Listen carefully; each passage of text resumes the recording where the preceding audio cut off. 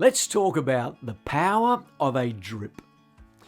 Anyone who's ever tried to keep a garden alive during a long hot summer knows there's a lot of difference between the deluge and a drip. A deluge is impressive. Whether it's from a rainstorm or a good soaking with the hose, it looks like it will help. But actually most of that water just runs off the surface and has no lasting effect at all. But a good slow drip, delivered through a strategically placed watering system, is able to penetrate even the hardest surface and bring the life-giving water where it's needed most.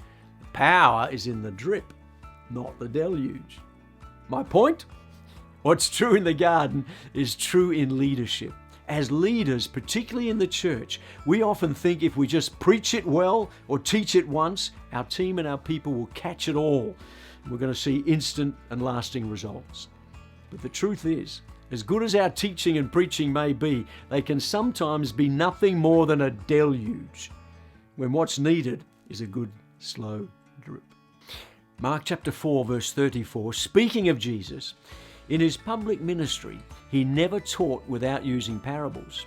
But afterwards, when he was alone with his disciples, he explained everything to them.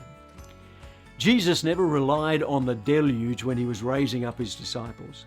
He was careful to take time and to put in the energy to go back and make sure they understood everything he'd been teaching. And he did it again and again until he knew the truth had finally broken through the surface and become part of their own lives. As a leader, let me encourage you, work hard on your teaching and your training, but never be fooled into thinking that's all it takes. Whatever you teach, you'll need to revise. And whoever sits in a class will need to be coached on their own. Some will grasp it more quickly than others, but everyone will need to be reminded and refreshed in order to keep the lessons alive.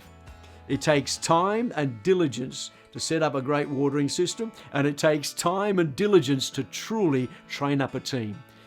But just like a garden, and just like Jesus, if we embrace the power of a drip, the results can literally change the world.